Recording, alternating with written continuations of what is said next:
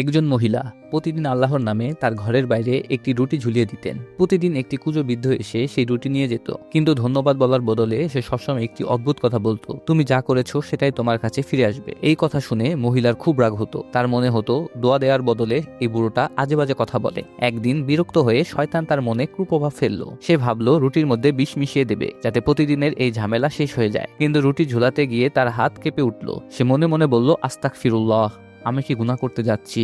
সঙ্গে সঙ্গে সে সেই বিষ মেশানো রুটি আগুনে ফেলে দিল এবং একটি নতুন ভালো রুটি ঝুলিয়ে দিল। বুড়োটা এসে রুটি নিয়ে গেল আর আগের মতোই বলে চলে গেল, তুমি যা করেছো সেটাই তোমার কাছে ফিরে আসবে। সেদিন সন্ধ্যায় দরজা কড়া নাড়া শব্দ হলো। দরজা খুলে সে দেখলো তার ছেলে, ছেঁড়া কাপড়, ক্ষুধার্ত, দুর্বল। সে পড়ে যেতে যেতে বলল, আম্মা, আমি তো প্রায় ক্ষুধায় মারা যাচ্ছিলাম, কিন্তু পথে এক বৃদ্ধ ফেরেশতা আমাকে তার রুটি দিয়ে দিল। মায়ের পায়ের নিচের মাটি যেন সরে গেল। সে বুঝতে পারলো সেটাই ছিল সেই রুটি যেটা সে সকালে বানিয়েছিল। তার বুক কেঁপে উঠল।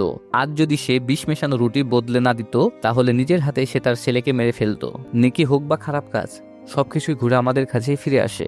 ইসলামী ইতিহাসে সত্য আর মিথ্যা জানতে চাইলে চ্যানেলটিকে সাবস্ক্রাইব করে পাশে থাকুন।